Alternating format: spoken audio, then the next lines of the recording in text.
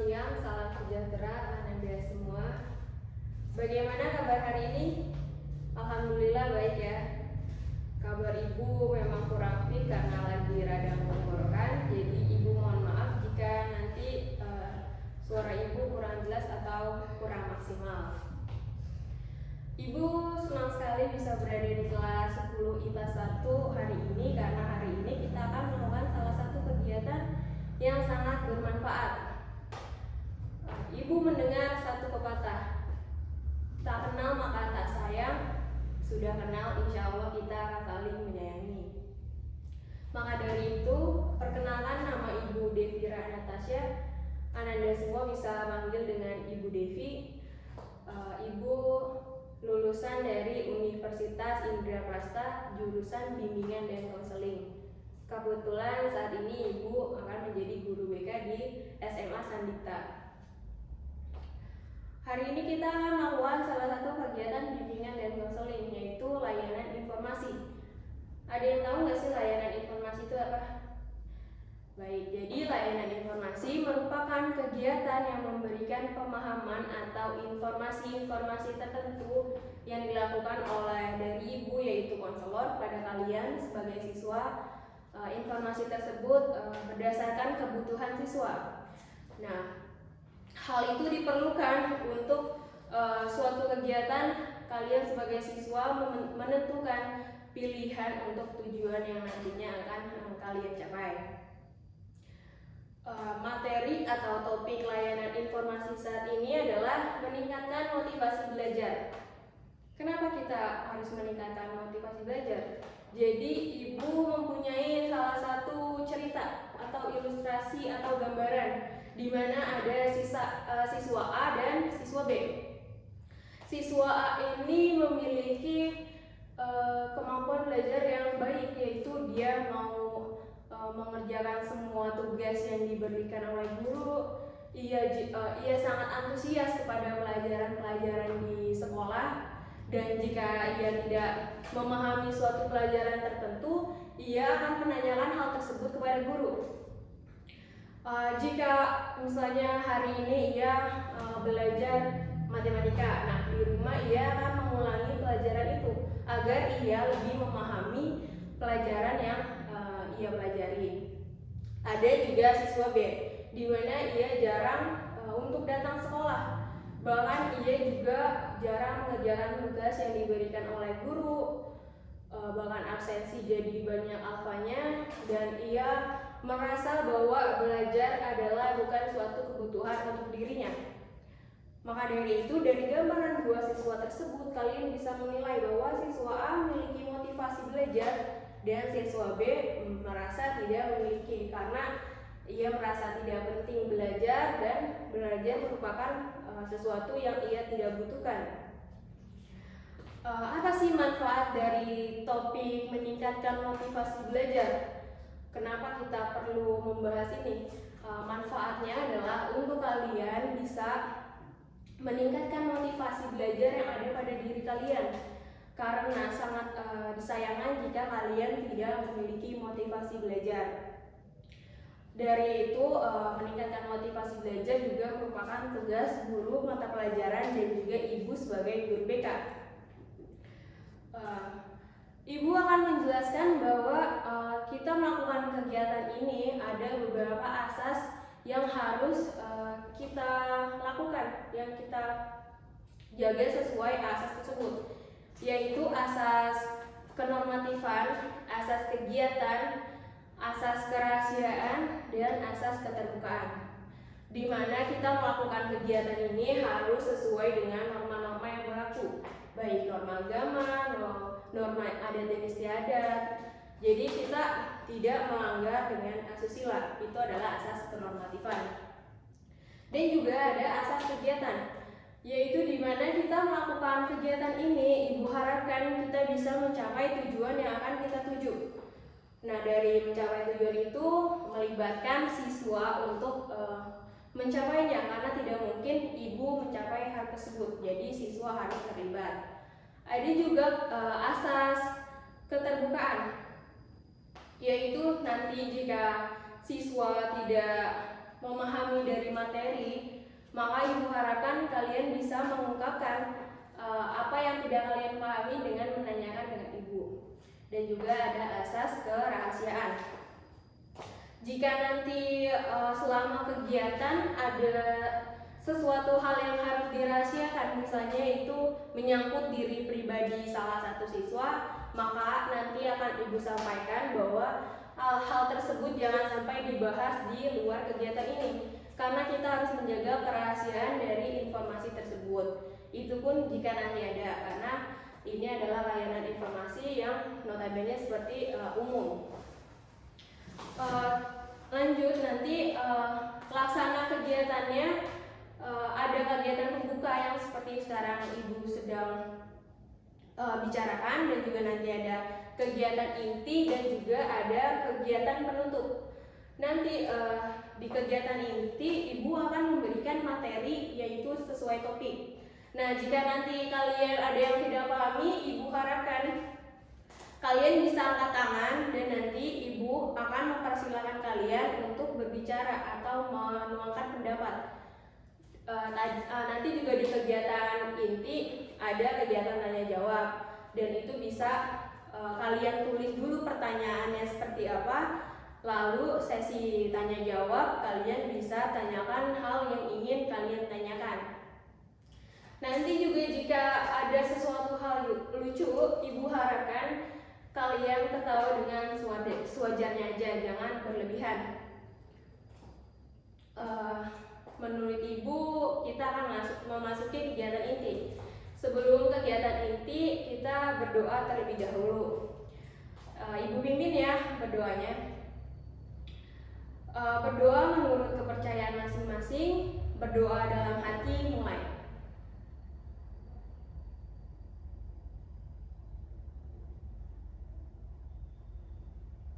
Berdoa selesai. Sekarang kita akan memasuki kegiatan inti, yaitu Ibu akan menampilkan PowerPoint tentang materi ya. Di sini sudah ada PowerPoint. Slide pertama yaitu pengertian motivasi belajar.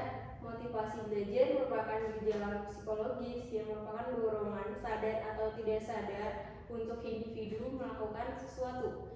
Dan belajar adalah sesuatu yang dicari atau pengalaman baru, pengetahuan baru yang belum diketahui. Motivasi belajar merupakan keinginan atau dorongan tertentu terhadap seseorang untuk mengetahui atau mempelajari pelajaran baru, yaitu dorongan untuk belajar. Seperti kita memiliki motivasi untuk belajar saat ini, berarti kalian sudah memiliki motivasi untuk menuntut ilmu. Selanjutnya, slide kedua adalah aspek-aspek dalam motivasi. Apa saja sih aspek-aspek dalam motivasi? Yang pertama adalah dorongan mencapai sesuatu, yaitu dorongan dalam diri kita untuk mencapai sesuatu yang ingin kita capai. Seperti kita ingin mencapai cita-cita yang kita miliki. Seperti kalian punya cita-cita dokter atau sebagai guru dan lain-lain, kalian mempunyai dorongan dalam diri untuk mencapai hal tersebut. Kalian sadar bahwa mencapai hal tersebut salah satunya adalah kalian harus belajar dengan giat. Jadi seperti itu. Yang kedua adalah komitmen. Kenapa komitmen? Karena kalian ini jika kalian sudah memiliki motivasi belajar, kalian harus berkomitmen untuk menjalankan hal tersebut. Jangan hanya niat saja hari ini tetapi besok tidak dilakukan. Kalian harus berkomitmen dan harus mencapainya dengan sungguh-sungguh. Yang ketiga dengan inisiatif. Kenapa inisiatif? Karena memang motivasi itu melalui dorongan dari dalam dan dari luar, tapi itu harus dilakukan dengan inisiatif dari diri kalian sendiri. Jika kalian tidak berinisiatif, maka kalian akan merasa bahwa melakukan belajar itu sesuatu hal untuk orang lain. Jadi misalnya belajar untuk orang tua, itu padahal tidak, karena belajar itu untuk diri kalian sendiri dan atas kemauan diri kalian untuk mencapai tujuan kalian. Dan yang keempat adalah optimis. Kalian harus tetap optimis mencapai cita-cita kalian. Kalian jangan sampai tersinggung, jangan sampai percuma belajar. Jangan sampai seperti itu, karena kita harus tetap belajar dan memiliki motivasi belajar yang tinggi. Selanjutnya di sini ada slide 3, yaitu karakteristik motivasi belajar. Yang pertama, adanya hasrat dan keinginan belajar. Kalian memiliki hasrat dan keinginan untuk terus belajar. Yang kedua, adanya dorongan dan kebutuhan belajar. Jadi kalian memiliki dorongan dalam diri kalian dan kalian merasa bahwa belajar adalah suatu kebutuhan. Yang ketiga adalah adanya harapan dan cita-cita masa depan. Jadi kalian memiliki harapan atas cita-cita di masa depan. Misal kalian ingin menjadi dokter atau guru dan lain-lain, kalian merasa bahwa belajar ini penting untuk dilakukan atau salah satu hal yang harus dilakukan. Yang keempat, adanya penghargaan dalam belajar. Jadi jika kalian sudah belajar dan mendapatkan nilai yang bagus, maka kalian akan mendapatkan penghargaan, seperti kalian akan mendapatkan ranking 1 atau biasanya orang tua kalian akan mengasih penghargaan dengan jika kalian sudah berhasil. Yang kelima, adanya kegiatan menarik dalam belajar. Jadi misalnya kalian ini merasa bahwa ada beberapa pelajaran yang menarik perhatian kalian. Misal pelajaran biologi, ada meneliti tumbuhan. Nah, kalian merasa bahwa hal tersebut hal yang menarik. Yang keenam, adanya lingkungan belajar yang kondusif. Kalian merasa bahwa lingkungan yang kondusif ini akan menambahkan motivasi belajar kalian, kondusif, nyaman, dan aman. Selanjutnya ada slide 4, yaitu faktor-faktor yang mempengaruhi motivasi belajar. Yang pertama adalah cita-cita atau aspirasi siswa. Jadi motivasi belajar itu sangat dipengaruhi oleh cita-cita dalam diri kalian. Jadi misal kalian yang memiliki cita-cita, nah kalian itu sangat dipengaruhi akan hal itu, seperti kalian harus menuntut ilmu ini agar menggapai cita-cita yang kalian miliki atau aspirasi yang kalian miliki. Yang kedua, kemampuan belajar. Jadi kemampuan belajar ini kalian tingkatkan, karena tidak mungkin kalian memiliki kemampuan belajar yang kurang. Jadi kalian merasa untuk menggapai cita-cita itu harus memiliki kemampuan belajar yang lebih. Maka dari itu kalian memiliki faktor-faktor yang harus mempengaruhi. Yang ketiga, kondisi jasmani dan rohani siswa. Jadi kalian memiliki motivasi belajar itu tergantung dari kondisi jasmani dan rohani. Biasanya kalau kondisi kalian sedang sakit, kalian biasanya malas untuk belajar kan, misalnya malas untuk datang sekolah atau malas untuk mengerjakan tugas-tugas. Maka dari itu kalian harus tetap menjaga kondisi agar kalian terus memiliki motivasi untuk belajar. Yang keempat adalah kondisi lingkungan siswa. Jadi kondisi lingkungan juga sangat mempengaruhi untuk siswa memiliki motivasi. Karena jika lingkungan keluarga kalian mendukung kalian untuk ayo belajar, maka kalian akan memiliki motivasi tersebut dan akan lebih meningkat. Yang kelima, unsur-unsur dinamis belajar. Misalnya kalian memiliki unsur-unsur dinamis, maka hal tersebut akan membantu kalian meningkatkan motivasi tersebut. Yang keenam, upaya guru membelajarkan siswa. Kenapa guru ini termasuk dalam faktor? Karena yang sudah ibu katakan bahwa guru juga berperan penting untuk meningkatkan motivasi belajar siswa. Karena siswa itu harus memiliki motivasi juga dari guru, dari cara belajar guru. Karena belajar guru juga jika menarik itu akan menarik perhatian siswa. Selanjutnya di sini ada slide 5, yaitu fungsi motivasi belajar. Jadi motivasi belajar juga memiliki fungsi. Yang pertama, mendorong manusia untuk berbuat atau sebagai penggerak dalam diri. Nah, kalian ini berfungsi untuk misalnya kalian memiliki motivasi belajar. Nah, hal tersebut bisa mendorong kalian untuk menggerak. Jadi misalnya kalian sudah memiliki, maka itu akan menggerakkan kalian untuk mengerjakan tugas-tugas, untuk memahami materi seperti itu. Yang kedua adalah menentukan arah perbuatan, yaitu ke arah tujuan yang mudah dicapai. Misalnya karena kalian sudah memiliki motivasi belajar, nah kalian itu memiliki hal yang akan dicapai, yaitu apa? Yaitu cita-cita yang kalian miliki. Yang ketiga, menyeleksi perbuatan, yakni menentukan perbuatan apa yang harus dikerjakan sesuai dengan tujuan. Misalnya apa? Misalnya kalian harus bisa pelajaran MTK untuk apa? Untuk menggapai cita-cita kalian. Atau kalian bisa juga dengan pelajaran biologi, misalnya kalian mau jurusan yang menyangkut dengan biologi. Selanjutnya ada slide 6, yaitu macam-macam motivasi. Nah, motivasi juga memiliki macam-macam. Kenapa? Karena motivasi itu ada dua. Yang pertama, motivasi intrinsik dan motivasi ekstrinsik. Apa itu motivasi intrinsik? Yaitu merupakan kondisi dalam seorang diri siswa yang mendorong, menggerakkan dan melakukan sesuatu, yaitu belajar. Jadi dalam diri kalian ini sudah memiliki motivasi, dorongan terhadap misalnya kalian berpikiran bahwa kalian harus menuntut ilmu, maka kalian harus bisa belajar berbagai macam pelajaran. Nah, itu sudah ada di dalam diri kalian sendiri. Maka dari itu merupakan motivasi yang ada dalam diri kalian. Yang kedua adalah motivasi ekstrinsik, yaitu motivasi yang ditimbulkan dari luar atau dorongan dari luar. Seperti apa? Seperti guru yang ibu sebutkan, misalnya dia melakukan suatu pembelajaran yang menarik, maka itu akan menumbuhkan dorongan dari luar agar kalian lebih menarik untuk belajar. Ada juga peran orang tua, misal orang tua kalian mendukung kalian. Jika kalian belajar, maka misalnya kalian mendapatkan penghargaan, itu merupakan motivasi kalian.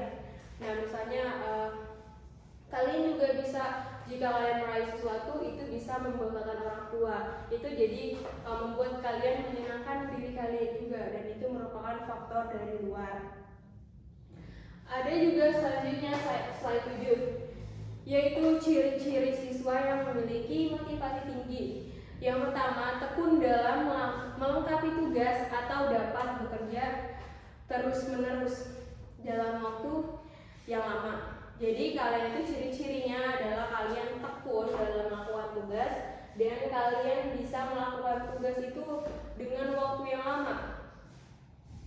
Karena apa? Karena kalian tidak cepat bosan dan kalian merasa bahwa sesuatu belajar itu bukan membuang-buang waktu. Yang kedua, ulet menghadapi kesulitan dan tidak mudah putus asa. Jika kalian menghadapi kesulitan, misalnya kalian mendapat tugas yang sulit, kalian tidak mudah putus asa. Misalnya kalian tidak mengerti, maka kalian terus berusaha untuk bisa menyelesaikan tugas tersebut dan kalian tidak mudah putus asa. Yang ketiga, menunjukkan minat yang besar terhadap macam-macam masalah belajar. Misalnya kalian mempunyai masalah belajar kurang paham pada pelajaran tertentu. Nah, kalian akan memecahkan permasalahan tersebut. Kalian akan terus memahami pelajaran tersebut sehingga kalian bisa mengerti dan kalian bisa merasa bahwa hal tersebut bukan masalah bagi kalian. Yang keempat, lebih suka bekerja sendiri dan tidak bergantung kepada orang lain. Kenapa hal tersebut merupakan ciri-ciri orang yang memiliki motivasi tinggi? Karena jika seseorang memiliki motivasi tinggi, biasanya ia menjadi seseorang yang ambisius. Nah, karena ambisius ini, mereka tidak suka bekerja atau bekerja sama dalam kelompok. Ia akan merasa bahwa dirinya ini harus memiliki kelebihan dari orang lain. Yang kelima, tidak cepat bosan dengan tugas-tugas rutin. Misalnya hari ini kalian memiliki tugas MTK, nah di minggu depan juga ada tugas lagi dan seterusnya seperti itu. Tapi kalian tidak bosan untuk tugas-tugas rutin seperti itu, seperti tugas keseharian seperti itu. Yang keenam, dapat mempertahankan pendapatnya. Misalnya kalian berpendapat terhadap suatu hal, nah kalian dapat mempertahankan hal tersebut, tidak cepat goyah terhadap keyakinan kalian akan misalnya jawaban kalian. Misalnya kalian merasa bahwa jawaban kalian ini berbeda dengan teman, maka kalian harus mempertahankan pendapat tersebut. Yang ketujuh, senang mencari dan memecahkan masalah belajar. Misalnya kalian memiliki masalah belajar, kalian mencari apa yang kalian tidak pahami. Nah, kalian merasa misalnya kalian tidak bisa pelajaran matematika, kalian memecahkan hal tersebut. Misalnya kalian mencoba mengerjakan tugas matematika, dengan itu kalian memecahkan masalah belajar dalam diri kalian. Jadi kalian akan merasa bahwa hal tersebut bukanlah masalah lagi dalam diri kalian. Jadi itu slide-nya. Mungkin sekarang kita akan memasuki sesi tanya jawab ya. Jika kalian tidak ada atau ada hal yang kurang dipahami, kalian bisa angkat tangan. Nanti ibu akan mencoba menjawab, atau ada teman yang ingin menjawab pertanyaan dari kalian pun boleh. Jadi mungkin ada yang tidak kalian pahami atau ada yang tidak dipahami dan ingin ditanyakan. Iya, kamu ingin bertanya. Baik, apa pertanyaan kamu? Oh iya, jadi tadi udah ibu katakan bahwa tugas guru, kenapa ada motivasi belajar, kenapa ada tugas guru juga? Karena tugas guru juga sangat penting ya. Misalnya kan kalian ini belajar, misalnya dengan ceramah kayak gini tuh kalian bosan. Nah, guru ini bisa dengan model pembelajaran lain, misalnya yang lebih menarik gitu loh. Misalnya ada salah satunya card shot, yaitu kalian guru bisa memberikan kartu. Nah, itu bisa pertanyaan, kalian menjawab, kan kalian bisa merasa beda kan kayak gitu. Nah, itu bisa lebih memotivasi kalian untuk bisa menjawab hal tersebut, atau kalian bisa ini yang lebih tertarik. Jadi apakah sudah terjawab atau ada yang menambahkan pertanyaan atau memiliki pendapat lain? Ibu persilakan. Iya, kamu punya pendapat lain? Iya, silakan. Iya, bagus sekali kamu sudah memiliki pendapatnya. Baik, apakah ada yang ingin ditanyakan lagi? Kamu? Iya, silakan. Apa pertanyaannya? Oh baik, jadi kamu bertanya tips and trick bahwa meningkatkan motivasi belajar. Jadi ada beberapa cara, yaitu yang pertama, buatlah agenda belajar. Jadi kalian membuat agenda belajar nih, misalnya notes gitu, kalian tulis misalnya hari ini apa, tugasnya apa. Nah, itu akan meningkatkan motivasi belajar. Jadi kalian misalnya, oh iya ingat nih hari ini ada tugas apa. Nah, dengan agenda tersebut kalian bisa mengatur waktu juga. Yang kedua, dengan pahami bagaimana gaya belajar. Jadi pahami kesukaan kalian dengan gaya belajar apa. Misalnya kalian sukanya gaya belajar membaca terus membaca, atau merangkum, itu kan berbeda-beda. Jadi kalian pahami diri kalian, maka dari itu kalian insya Allah akan lebih meningkatkan motivasi. Yang ketiga, istirahat yang cukup. Jadi walaupun kalian memiliki motivasi belajar tinggi, tapi tidak bagus jika kalian terus menerus untuk belajar. Maka dari itu kalian harus istirahat yang cukup. Dengan itu kalian bisa mengatur waktu dan kalian tidak cepat bosan. Biasanya bisa 5 atau 10 menit lah setiap waktu belajar. Yang keempat, hindari gangguan selama belajar. Misalnya kan kalian lagi belajar nih, kalian harus biasanya menonaktifkan gadget kalian, HP kalian. Nah, biasanya kalau HP bunyi, kalian merasa tertarik untuk buka. Hindari hal tersebut, jadi jauhkan alat informasi seperti HP dan lain-lain. Yang kelima, belajar dalam suasana yang baik. Dengan itu motivasi biasanya, keinginan belajar biasanya karena keadaan lingkungan. Jadi jika belajar kalian misalnya suka dengan lingkungan yang sunyi, kalian harus menciptakan itu. Dan yang keenam, gunakan fasilitas pendukung. Nah, fasilitas di sini bisa misalnya sumber-sumber buku. Kalian bisa mencari buku-buku yang menyangkut dengan pembelajaran. Yang ketujuh, berpikiran luas dengan bertanya kepada diri kalian. Misalnya kalian ini menginginkan apa? Menginginkan pengetahuan apa? Kalian bertanya kepada diri kalian sendiri dan kalian mencari tahu. Bagaimana? Apakah sudah jelas? Jelas ya? Baik, apa ada yang ingin ditanyakan lagi? Kalau tidak ada, maka Ibu akan memberikan kesimpulan dari materi hari ini ya. Jadi kesimpulannya adalah motivasi memegang peranan yang penting dalam proses belajar siswa. Jadi guru juga orang tua memiliki peran, karena kan dorongan juga berasal dari luar. Nah, maka dari itu guru dan orang tua harusnya ikut serta dalam memotivasi belajar siswa. Nah, maka dalam diri siswa akan terdorong dan hasrat untuk belajar lebih giat lagi. Maka dari itu kita harus tetap meningkatkan motivasi belajar dalam diri, dan Ibu harap kalian bisa terus termotivasi ya. Jangan lagi merasa bahwa belajar itu tidak penting, belajar itu bukan sesuatu hal yang dibutuhkan, karena belajar itu sangat dibutuhkan untuk generasi kita yang akan mendatang, karena kalian itu akan menjadi penerus bangsa, dan kalian harus tetap belajar, memperluas pengetahuan agar pemikiran kita juga menjadi lebih maju, lebih berkembang ke yang lebih baik.